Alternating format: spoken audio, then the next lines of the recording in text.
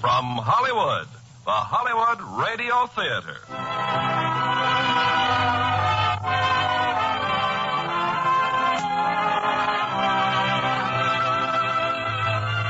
Starring Ginger Rogers in It Grows on Trees with Marcia Henderson and Greg Palmer. Ladies and gentlemen, your producer, Mr. Irving Cummings. Greetings from Hollywood, ladies and gentlemen. I don't know exactly what your reaction would be if you suddenly discovered money growing on trees in your backyard. But I imagine it would be somewhat the same as our overjoyed heroines in tonight's play. And as our star, we have that delightful comedienne, Ginger Rogers. Truly one of our most glamorous personalities. It Grows on Trees was turned into a screen success by Universal International Studios.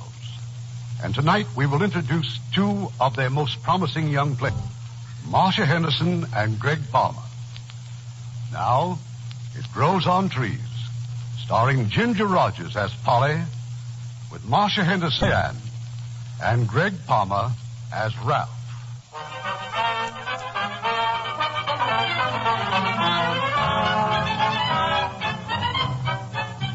It started off like a perfectly normal day for Polly, the usual early morning scramble involving 3 children of various dimensions, 1 loving husband, that's me, and the daily battle to get us out of the house on time. Polly! Polly, where are you? In the hall, dear. Where are you? In the bathroom. Oh, good. I was afraid one of the kids had locked you out again. I'm trying to shave. Who were you talking to just now? Mrs. Pryor. She wanted to borrow some sugar and butter. Why do you let her get away with it? Some neighbor we've got thought that woman's an outright thief. Well, what I really wanted to know is what happened to this window. Where's the screen? Well, it was all rusted, dear, and full of holes, so I gave it to Mr. Gonzalez to fix. Well, it's windy outside. Look at the dust and stuff blowing in here. Well, then put the window down. I tried. I suffocated. Well, then put it halfway down. Oh, Phil, really? There. You see? It still blows in. Diane, dear. I'm getting dressed. Well, hurry, dear. Help Flip and Midge get started on breakfast. Oh, and take Midge's best shoes down to her, will you? Best shoes? Well, Midge can't possibly wear her school shoes, dear. She's worn them out. Again? Well, we'll find the money somewhere, I suppose. Oh, and don't forget to leave me $3 for Mr. Gonzalez. $3 for one little screen? I'll pay you out of next month's house money. That makes $1,603 you owe me out of next month's house money. You talk as though you don't trust me. Darling, I trust you with my life, my honor, and my children, but not with $3 for the simple reason I can't spare it. Oh, really, Phil, at times you have a very peculiar sense of humor. I don't see anything funny about it either. What's the idea? What idea? The $5 bill on the windowsill. The $5 bill on... How did that get there? Well, you put it there. I certainly did not. That is not my money. If it were mine, I assure Not you... yours? Good. Thank you, dear. Polly, I'm serious. The wind, the open window, well, it just blew in. Well, I don't know where it came from, but I certainly know where it's going. It'll pay for the screen. Now, wait a minute. That $5 belongs to somebody. It certainly isn't ours, Polly, so how can you... It blew in our window, didn't it? And I consider it heaven sent, and I'm not going to let you get noble about it. That can mean only one thing. You've gone through your house money again. That has nothing to do with it. Besides, what's the difference? Today's payday. And tonight's our little budget hassle, too. Oh, not again, dear. We'll tackle it right after dinner and cook a good, substantial meal. I'll need all my fortitude for your extraordinary bookkeeping. Just wipe that lather off your face and give me a kiss. You big bully. That evening, we launched into our monthly struggle with economics. Midge and Flip promised not to make any noise, and Diane agreed to do the dishes. So the 3 of us sat down, Polly and I and the budget.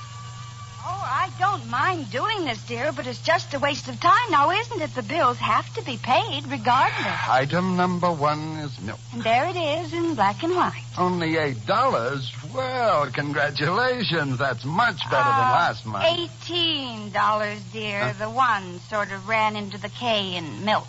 $18 for milk? Who bathes in it around here? We have 3 growing children, and it's good for them. Oh, I'm sorry, honey. It's only that I make so little. I want us to get ahead so I can open up my own office. We'll make it one of these days. I'm a pretty good accountant, Polly, and once I get started for myself, why, I'll... Judas on a raft. What's this? What's what? Incidental expenses, nursery, $10. Well, Polly, don't tell me... Well, I mean... Oh, are you crazy? Of course not. That's Mr. Piney, the nursery man. I bought some plants. Plants? Well, not exactly plants, dear. They're trees. 2 nice little trees. Well, they're only 4 feet tall now, but in a couple of years... Oh, I thought you saw them. From now on, I'll bow to them. What kind of trees cost $10? Well, I'm not sure, but you see, Mr. Piney got a shipment of something by mistake, and, well, I don't really know, dear, except that's why I got them so cheap. 2 anonymous trees, 10 hard-earned bucks. But it isn't as though I bought them for myself. They're for all of us. And you know how I need to see things grow. What about needing to see our bankroll grow? What about our What about getting... our going to the movies tonight? Flip, dear, you know Daddy and I are busy. Well, I mean later, when Ralph gets here. Ralph's taking Diane to the movies, so how come we can't go too? I'm afraid not, Flip. We simply can't afford it. You might explain it to him, dear. We can't see the movies for the trees. Jackson again, Mama. Here, kitty. Now, what on earth has she brought in this time? All right, Cassie, come on, now drop it. Come on, drop it. Another mouse? Did you ever see a green mouse? But what is it? Well, she had this all rolled up. Bill! Wait, it's a $10 bill. Hey, kids, get in here. We've got a cat with a private income. We've got what? Midge, honey, you can start charging this cat for room and board. Look. Money. A $10 bill. Where'd she get it? Hey, doesn't anybody answer the doorbell? Where's my date? In here, Ralph. Hi. Mrs. Baxter? Mr. Baxter? Hello, Ralph. Hello, Ralph. Better get ready, Diane. We'll miss the first show. Anything wrong here? Something wrong with the cat? Oh, Ralph, you're a bank teller. Take a look at this bill. Is this a good $10 bill? Well, it's chewed up a little, but I wish I had a bushel of them. What's it all about? Casanova brought it in so we could all go to the movies. Come on, let's get our coats. Just a minute. If this bill is good, we've got to give it back. Give it back to whom? The cat? It's Casanova's money. She wants it. It isn't anybody's money, dear. It came to us because we needed it. Polly, for heaven's This morning we needed money for the screen, and we got it. And we need money now for Midge's shoes and a little entertainment, so here it is. Oh, but, Mother, that just doesn't make sense. Your mother still believes in fairy tales. Of course I do, and it's high time life caught up with fairy tales. Come on, kids, we're going to the movies.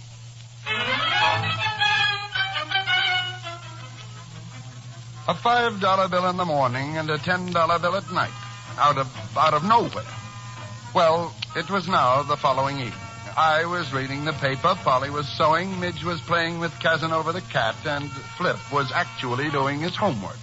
No problems from anyone, except Diane. Diane, who was that on the phone, dear? Ralph. Bad news. He's been made one of the officials at the alumni dance. But that's good news. It's formal, Mother. I haven't got anything to wear. What about your blue with the silver trim? Oh, Mother. The silver's tarnished. It's much too tight. And Phil, couldn't we take some of... No, Polly. Well, now, let me finish. Just a little out of the Christmas fun. No, Polly. Diane, I know Mother's doing this for your sake. I also know that I am a tyrant. Yes, Father. But from now on, we're not going to talk about money for the very simple reason that we don't have any. I'll take $19, please. Midge, I just said that we would not... Phil, for heaven's sake, she's just playing a game. What kind of a game? We're playing Stir, Papa. I'm Mr. Burns' grocery and Cassie's a customer. And I take all the money, see? But that's real money. Mother, look! Midge, where in the world did you get... $10, $20, $30, $35. Midge, honey, this is not play money. This is real money. Now, where did you get it? But I found it outside. Where, dear? Where outside? Outside in the backyard. But it must have been someplace in the backyard. Bill, she's just a little girl. $15 yesterday and now $35. But whose money is this? It's ours. You bet it is, Mother. Well, it's just as I said yesterday. We needed it, so it's here. It'll buy Diane's new dress. Polly, darling, it's up to find the rightful owner and give it back. I'll stop off at the police station in the morning and turn it in. And I suppose you're so disgustingly honest that you'll want to give back the other 15, too. Yes. But we've already spent it. Then it will have to come out of your house money. Father, now really. Now, look, both of you. We just don't spend money we haven't come by legitimately. What you're doing, Philip Baxter, is snatching a dress right off your daughter's back. We'll drop this discussion right now. You just don't lie. You're the most. Just the most. All right, Polly. How much do we have in the Christmas fund? Now, you just sit here, and I'll get the little bank book. I think we have almost 100. The next day was Saturday. That afternoon, as I was watering the lawn... And don't forget the driveway, will you, dear? Oh, and 2 little trees. You will be careful, won't you, Phil? You won't water the leaves because the buds might fall off. What kind of trees have buds this time of year? But I told you, dear. Even Mr. Piney doesn't know what kind they are. Oh, incidentally, did you, stop off at the police station? I did. They probably thought you were crazy. Oh, no, they didn't. They thought I was a good citizen. What's more, I'll bet that right now somebody's come in and claimed it. Probably someone who needs it very badly. Mother, I'm ready. Diane's new dress. We're fixing the hem. I'll be right up, dear. Don't forget the driveway. Well, I was doing the driveway when a police car drew up to the curb. Hiya. Hi. You the man who turned that money this morning? I am. Well, I just stopped by to let you know it's been claimed. Good, I'm glad. Someone who needed it, I'll bet, huh? Sure looked like it. Never saw anyone so glad to pick up $50. They leave any name? Yeah, Mrs. Polly Baxter. Who? Mrs. Polly Baxter. She'll probably get in touch with you. Yes. Yes, I'm sure she will.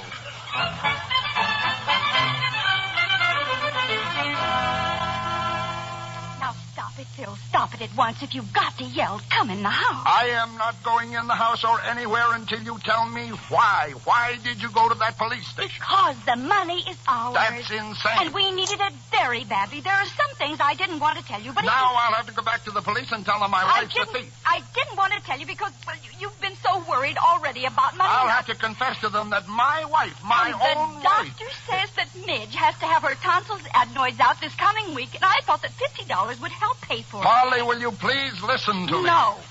You listen to me. I'm sick of scrimping and being afraid to spend a nickel. And if it's a crime to see that your sick child gets well and not to worry your husband, whom you love, although he doesn't appreciate it, about money which he hasn't got and can't get, then I'm a thief. And you can throw me in jail and let me rot there. But the minute I get out, I'll do it all over again. No, Polly. All you do is just stand there and say horrid things to me when all of my thoughts are for you and our children.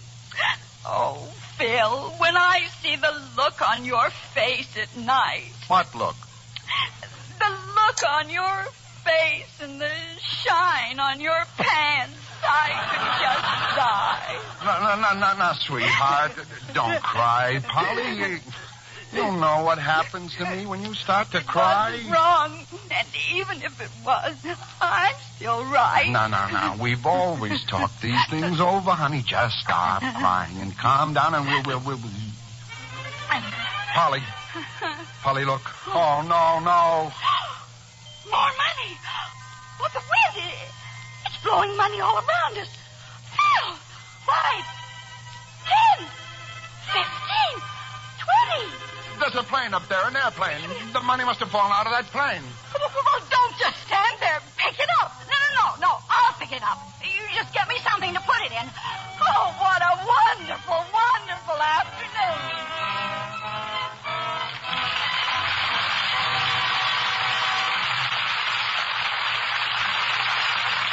Act 2 of It Grows on Trees in just a few moments. Now, our producer, Mr. Cummings. Act 2 of It Grows on Trees, starring Ginger Rogers as Polly, with Marcia Henderson as Diane, Greg Palmer as Ralph, and Ted DeCorsia as Phil.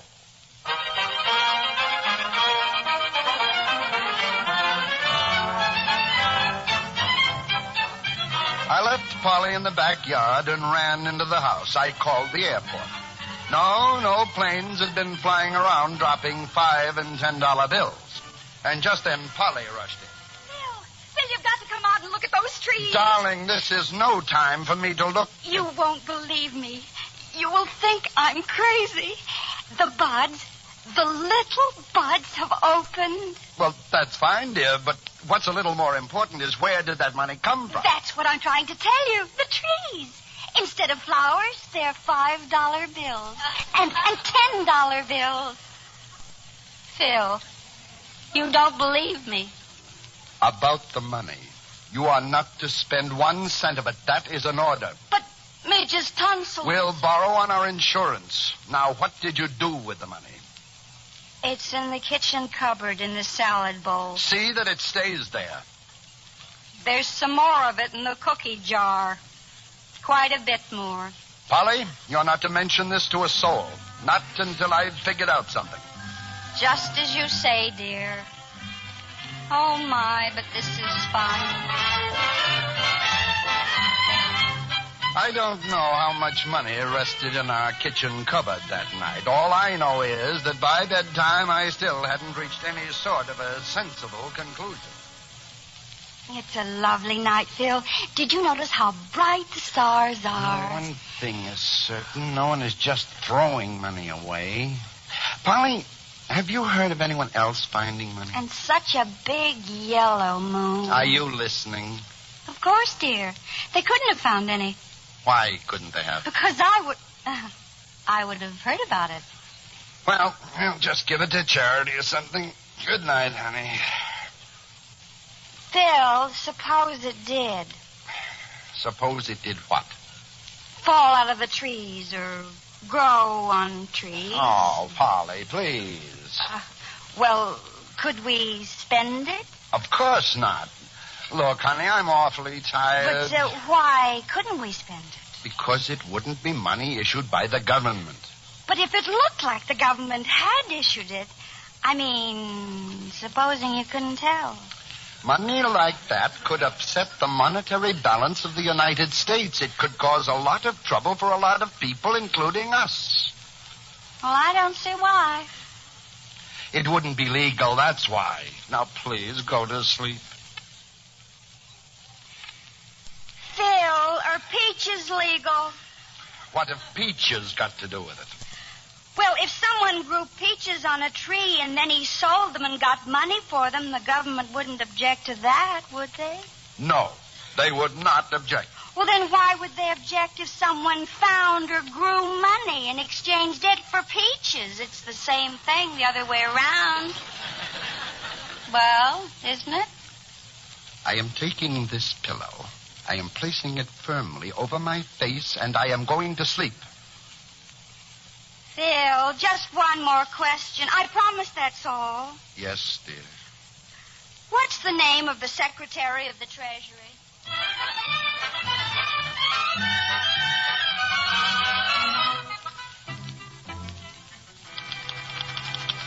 And both trees are growing money. The tree nearest the garage is in the shade and produces $5 bills. But the other one gets full sun and grows $10 bills. I've already used some of the money. However, I'm a little puzzled since my husband, who is the soul of honor, says that money that grows on trees is not legal, is it? I would appreciate your opinion very much because if the money is legal, it would be a real blessing.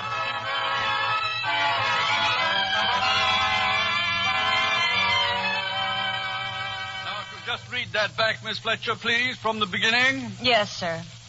Dear Mrs. Baxter, in reply to your very interesting and unusual communication, may I say that if you are in possession of trees which produce the currency of our country, and if it meets all our standards, it is my opinion that the money is perfectly legal. You're joking, aren't you, sir? Oh, no, I'm not. If her money meets all the standards. What's wrong with that? Sorry, Mr. Murchison. Now, a new paragraph. If you could send us some cuttings from your money trees, perhaps we could plant them in back of the White House. This would please the president, I'm sure, since he would no longer have to send budget requests to Congress, a procedure which he frequently finds very discouraging. Thanking you in advance, I remain, etc., etc. Mr. Murchison, are you really going to send this? Why, that poor woman's liable to take it seriously. Just as seriously as I take the information that money grows on trees. But now, type it up.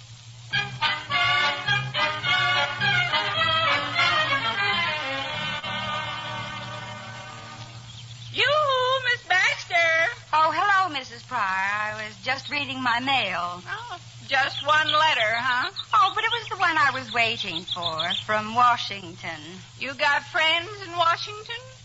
I have now. Huh?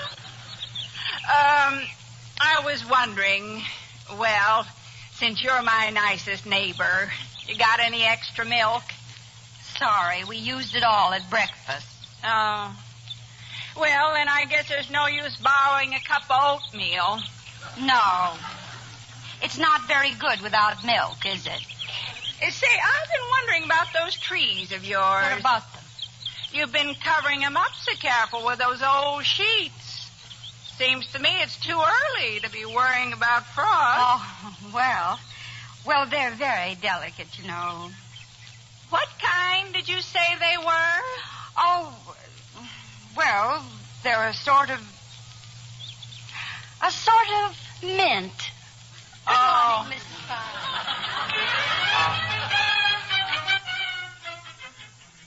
Polly never told me about getting a letter from Washington. It was a secret between her and the United States Treasury. Meanwhile, I had something else to think about. Our daughter, Diane, announced her engagement to Ralph, that nice young fellow from the bank. Oh, I know that Ralph's just been promoted, dear, and he's making a very nice salary now, but Phil, they're such children. Oh, now, honey. We weren't much older. We managed to grow up, didn't we? Now, what about the wedding? Oh, well, we'll have a church wedding, of course, and the reception at the country club, and we can rent the ballroom, and I think the bridesmaids should wear taffeta. Yep, taffeta. Phil, do you think that we should have ushers? No, slow down. There's some ridiculous custom that the father of the bride pays the bills, although custom evades the question as to how the poor guy gets the money. Oh, money. Oh, that. Well, I wouldn't have brought it up, except that next month you're going to be handling ours all by yourself. Phil. Yes, the firm's sending me to Baltimore. I leave Saturday. For a whole month? Well, don't be so happy about it. Oh, well, I'm not. I'm not. This Baltimore outfit's one of our biggest clients, dear, and if they like me, well, this could be the opening wedge in setting up for myself. Phil, I have a wonderful idea. By the time you get back, the kids will be ready to get married, and they'll go off on their honeymoon, and we'll go, too. With them? Of course not. We'll go on a second honeymoon with Midge and Flip. You've always wanted to go to Hawaii. Now, come on into the kitchen, and I'll make some coffee. I'll make some sense, too, while you're at it. If you only knew how much sense I was making. The hair that you have left on your head would stand on end. And let me tell you something, the real reason why I married you. Oh? Not because you're so pretty. Not even because of all that personality. No, I married you for your brains. They disturbed me then, and they disturb me now more than ever.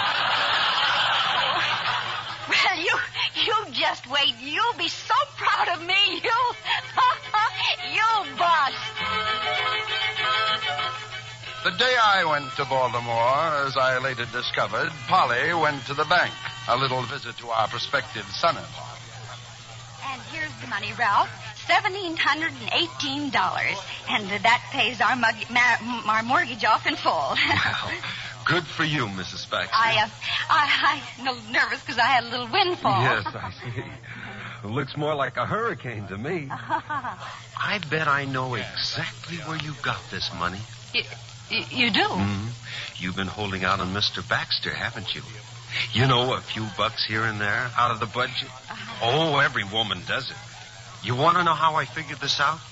I'm dying to know. Well, you brought in cash, and all 5s and 10s. If you'd held out anything bigger, he'd have got suspicious.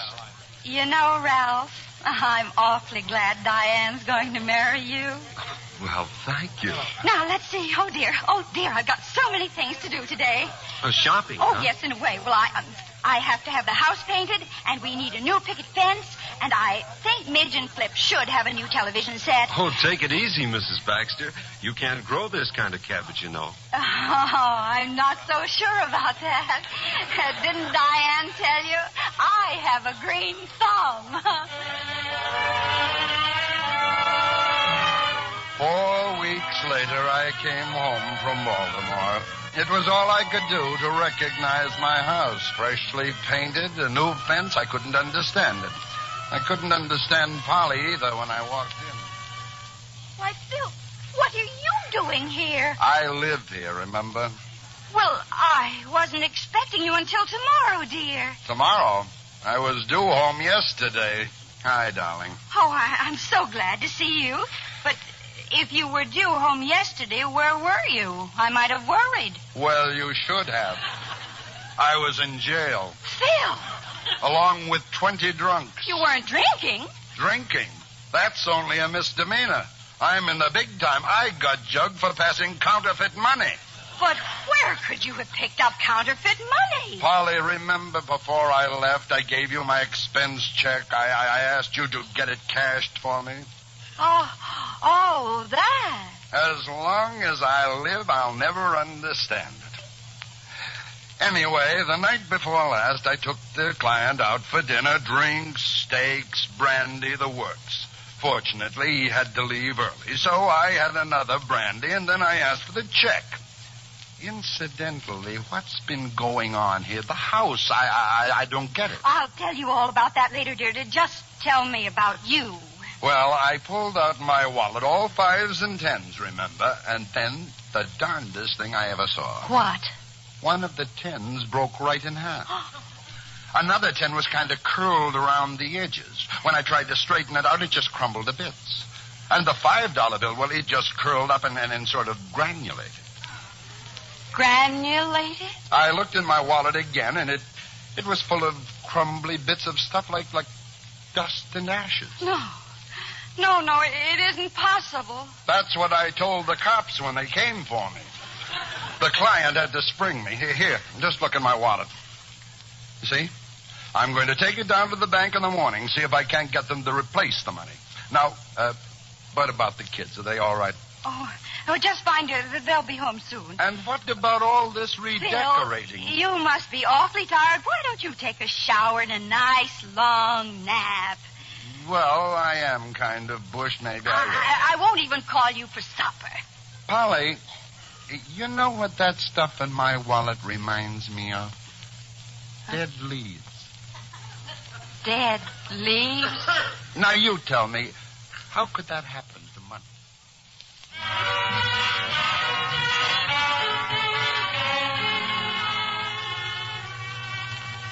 You, dear. Oh, I've just been out in the backyard cleaning up.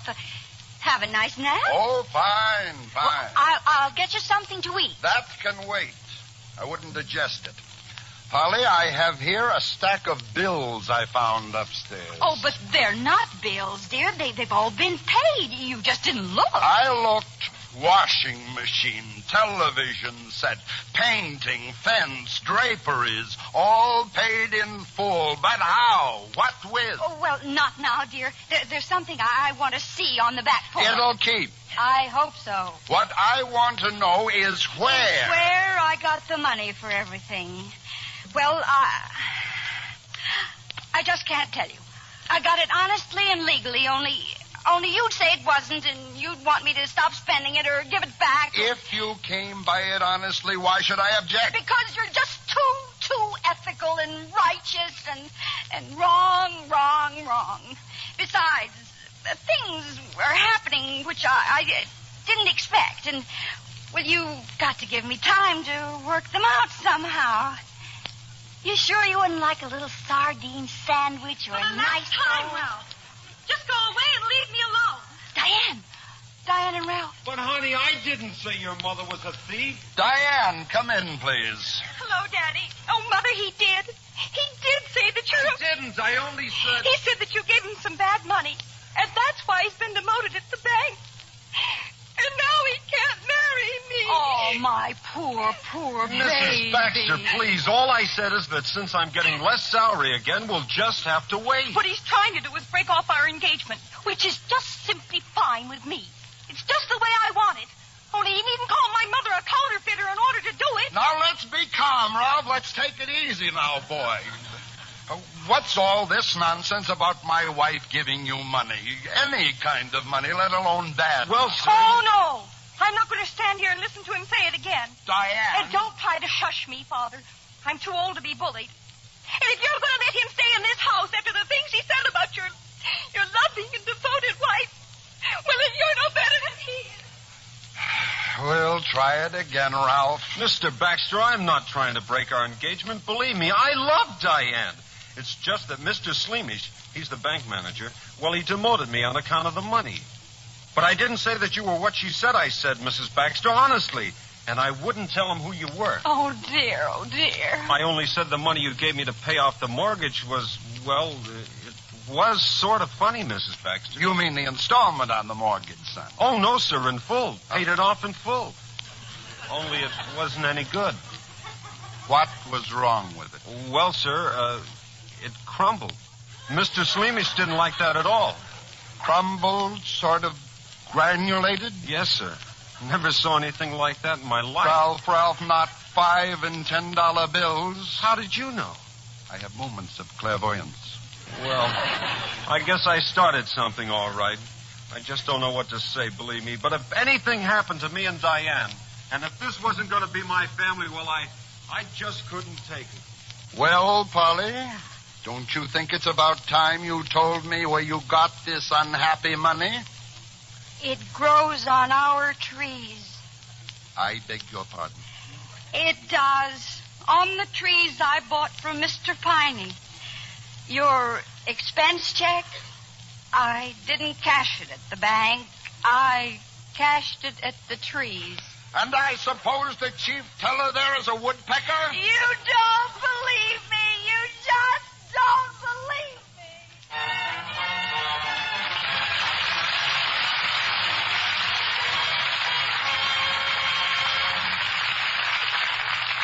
We'll return to Act 3 of It Grows on Trees shortly.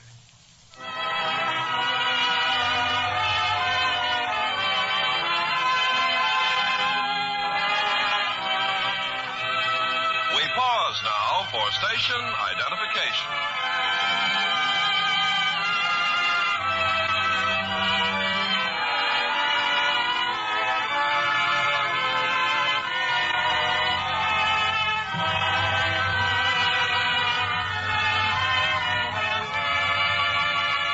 Curtain rises on Act 3 of It Grows on Trees, starring Ginger Rogers as Polly, with Marcia Henderson as Diane, Greg Palmer as Ralph, and Ted DeCorsia as Phil.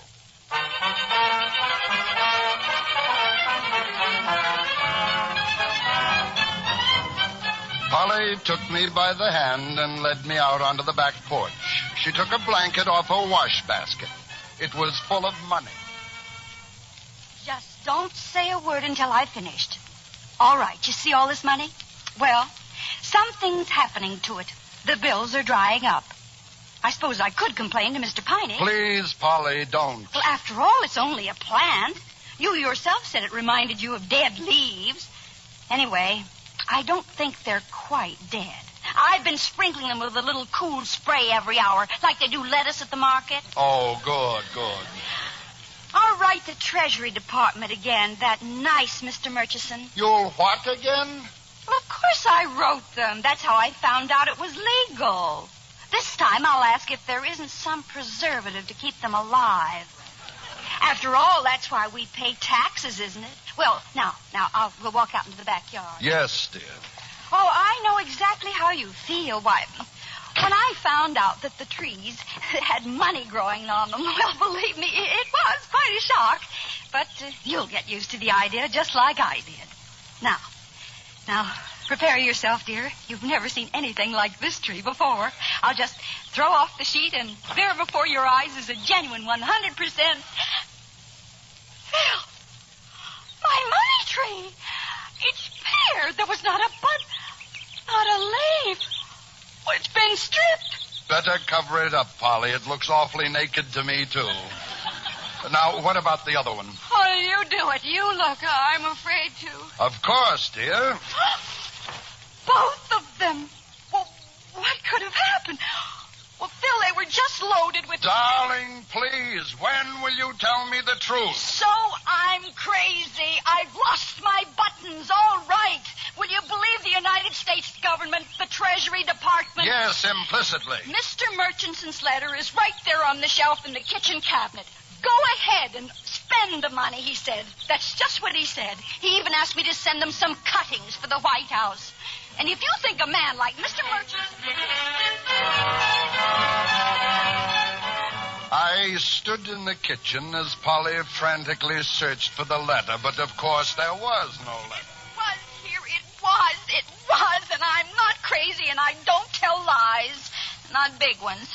And well, it does grow on trees. Of course it does, sweetheart, of course. And if you think I'm making it up about the letter, too, well, you can just go next door and ask Mrs. Pryor. She saw me the day I got the letter. She even asked me... Mrs. Pryor. Phil, she's taken it. She's done something with it. Now, take it easy, honey. I know how Mrs. Pryor comes in here and helps us up, but she wouldn't take a letter, now would she? Who called her a thief? Did I? Oh, no, you did. Polly, please listen to me. And she's taken some of the money, too. Oh, now I'm sure of it. At first, I thought I hadn't counted it right.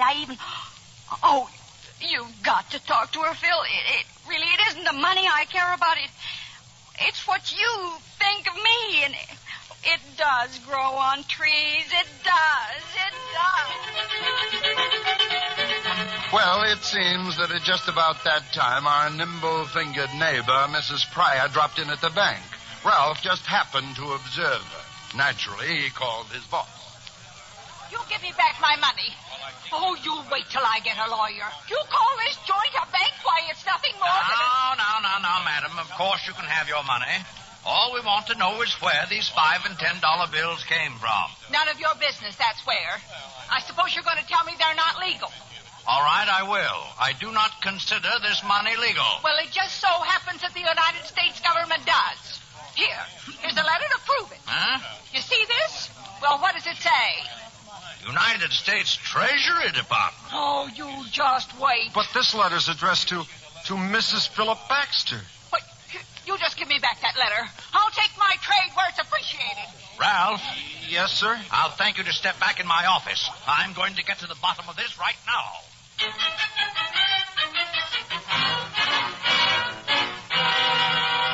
And Ralph wasn't joking, Mother. I'd just been down there. He's in jail. Ralph's in jail. But what did he do? He kept his mouth shut, that's what. He won't say a word. He's protecting you. And that money you gave him for the mortgage. Oh, now, baby. They're not going to keep Ralph in jail. I just won't let them. What can you do? Well, I'm going down there and get him out right now. And don't you worry. If I don't come back, dear, explain it to Father, will you?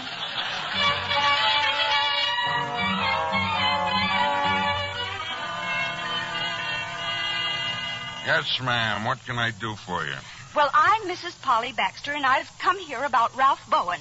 You've thrown him in that nasty little jail back there. We sure have, lady. Well, you can just go back there and let him out at once. At once. He's not guilty. I am. I gave him that money.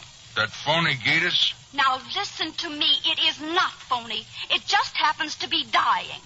You see, when I gave that money to Mr. Bowen, I'd quite forgotten that it was a growing thing, that all things that grow must... You'd forgotten what was a growing thing, lady? The money. It grows on my trees. Oh, I know. I know. My own husband doesn't believe me, but it's true. Lady, you may be running a little temperature. You maybe don't feel so good. I feel fine, and I demand that you release Ralph Bowen. Madam. Yes. Get out of my police station! Well, that did it. That just busted it wide open, that's all. You see, a reporter just happened to be at the police station. By morning, you could have read about Polly and her money trees in any newspaper in any part of the world. The result? Shambles. Get your tree inspector badges, folks. Get your tree inspector badges. Here you are, only 2 bits. Who wants fun? Who wants a tree burger? They're hot, folks. They're delicious. All right, who's next? They're hot, they're nourishing, they're Just delectable. a minute, Bob. Where do you think you're going? Home. I happen to live here, officer. You her husband? Yes. Gee, that's a shame. Here you are, ladies and gentlemen. Get your souvenirs. Get your branches from our tree. Here, only 10 cents. Buy a branch from our tree. Midge, flip. Hiya, Pop. Where are we making money? These branches, you mean these came from Mama's trees? Pop, not so loud. They're from the trees out front here. But that's not honest. Well, there are trees, too, ain't they? Get your souvenirs. Genuine branches right from our tree.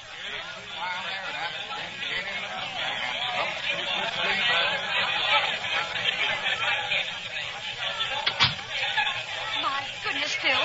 You've never seen anything like it. Why, the phone hasn't stopped ringing all morning. I finally had to take it off the hook. Polly, do you know that Flip and Midge are practicing petty larceny on our sidewalk, on your public? Now, where's Diane? In jail, dear. What's she done? Nothing. She's waiting for Ralph. They're going to let him out on bail. Well, where do we go from here, Polly? Well, now that you ask me... Never mind, I know where. I'll take Ralph's old cell, and you can double up with Mrs. Pryor. Phil, look. The window, there's a car turning into our driveway. And that license plate. Oh, my. United States government. We met them in the backyard. Mr. Murchison from the Treasury Department, Mr. Leatherby from the Internal Revenue, and Dr. Burroughs, Botanical Research. And I'm Polly Baxter. Well, gentlemen, this is a great honor, I'm sure. At the risk of sounding rude, Mr. and Mrs. Baxter, it's my opinion that this whole thing is a hoax. These 2 trees, why, they don't even look capable of growing leaves, let alone money. What's your opinion, Dr. Burroughs? Well, they're probably deciduous, Mr. Murchison, which means they lose their foliage this late in the season. Oh, no. It was all Mrs. Pryor. She picked them there. Well, you must have read her confession. It was in all the newspapers. Polly, please. Mrs. Baxter, do you actually believe these trees grow money? Of course they do. Why else would I have written to you about them? Very, very curious. In all my experience, I've never run across this particular species. You see, the buds, well, they're just like tulips. Ah. And when they open, inside, each was a lovely little green $10 bill. And on that one, $5 bill. Fascinating. Oh, we've got to put a stop to this, Mrs. Baxter, and you're the only one who can do it. But how? By issuing a statement that was all a deliberate hoax.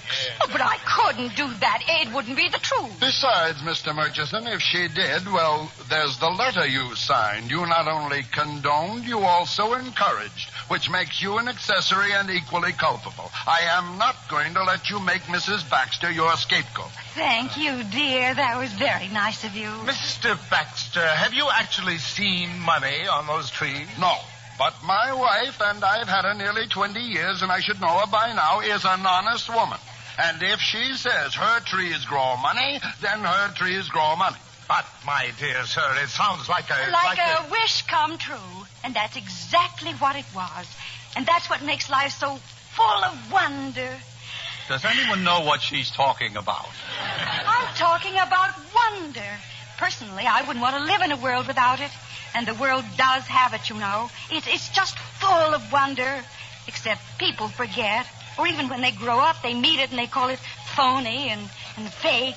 Gentlemen, I have a wonderful news. Well, Burroughs, what is it? I've re-examined the trees, and one of them, the $10 tree, is expecting. It has a bud on it.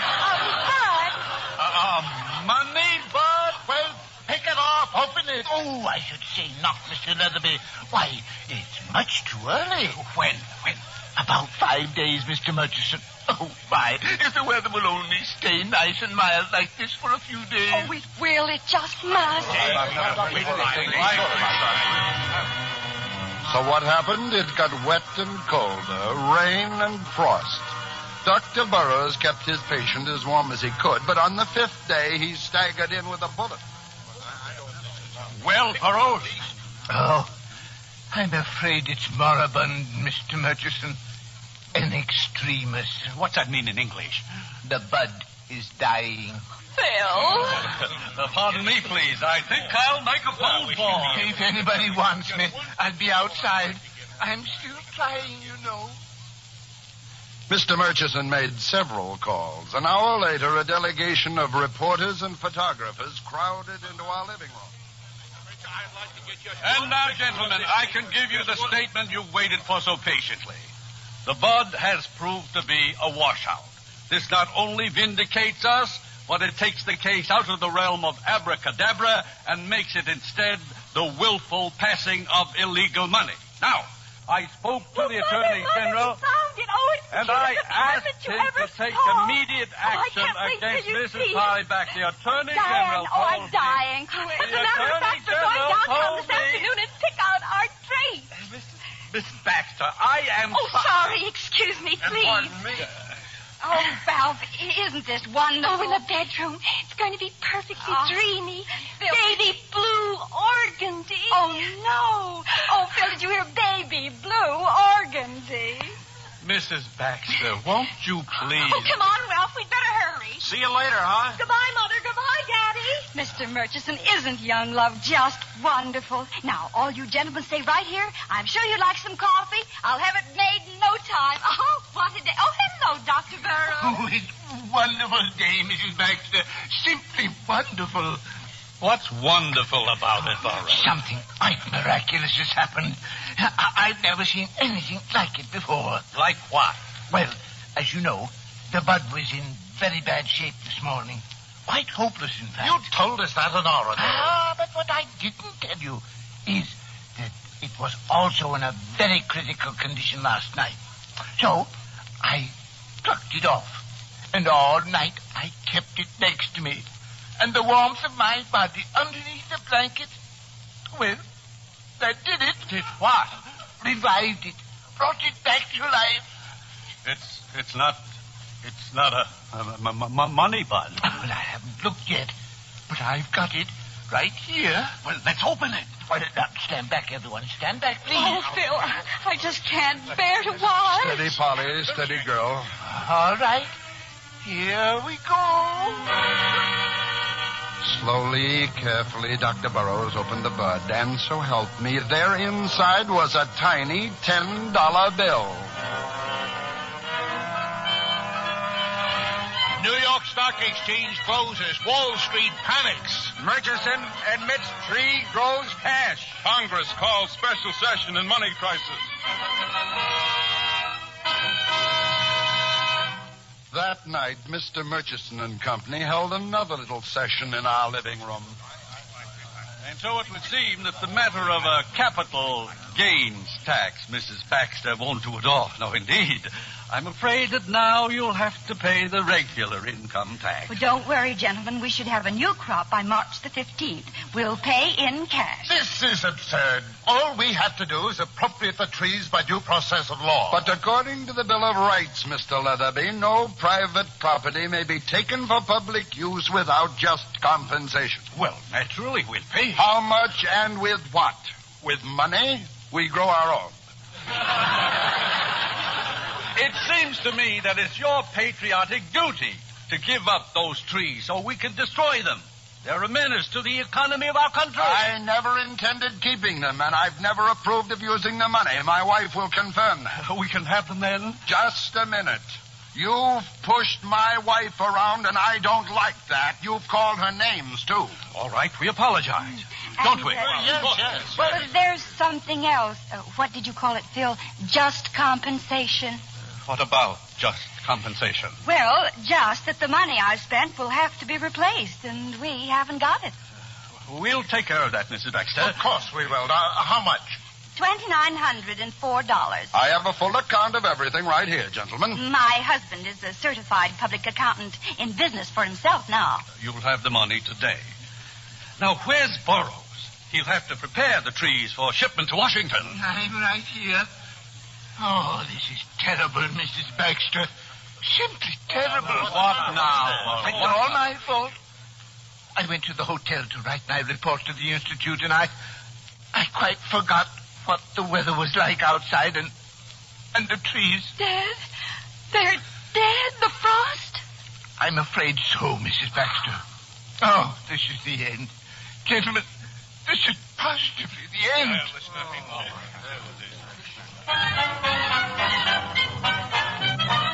The end? Well, not quite. Just as the gentleman left, a delivery boy arrived. A package for Polly. Oh, Phil, isn't it just darling? And you know what? All it cost me was $6.40. Polly, what is that thing? What is it? Well, it's a lamp, of course. That piece of junk's a lamp? It's a lovely little antique lamp. $6.40, Polly, honey. Won't you ever understand? Just because something is cheap, that doesn't mean... Well, you just wait and see. Oh, I admit it's a little tarnished and battered maybe, but my goodness, once I clean it up... Oh, Phil, please don't scold me today. I'm not scolding you. I know how you feel about those trees, but really, Polly, wasn't it all for the best? Wonder and enchantment. Well, they just don't fit in with everyday life. No more than this crummy old lamp. Yes, dear, but as long as I've got it. Okay, clean it up. Have fun. See you later, sweetheart. If that isn't just like a man. Just because it's a little messy, just because it has a dent or two. Why, it's a beautiful little lamp. And it won't take a minute to clean it. Now, I'll just take this little caw cloth and I'll start rubbing it and shining it. Smoke. It's starting to smoke. A billowy cloud of... a genie! Why, there's a genie in it. Phil, the most wonderful thing. You won't believe me, but the lamp I just bought...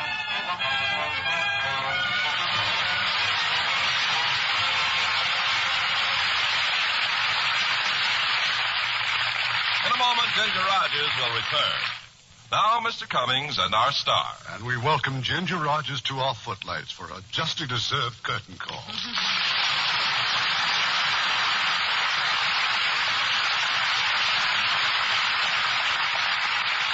And I would like to add a word for Marcia and Greg. I think they were wonderful. We're always happy to give a boost to our young players and watch them rise to stardom. Now, how about your play for next week, Irving?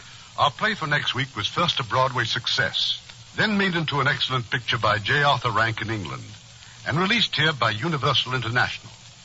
It's the Browning version. And as our stars, we have invited one of the most beloved couples in Hollywood, Ronald Colman and Benita Hume.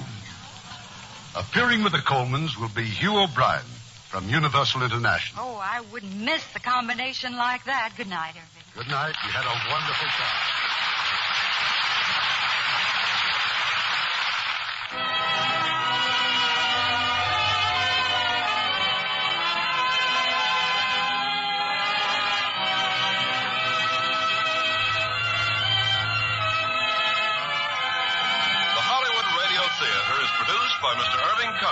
Our orchestra is under the direction of Rudy Schrager. This is Ken Carpenter inviting you to join us next week at this same time for another presentation of the Hollywood Radio Theater.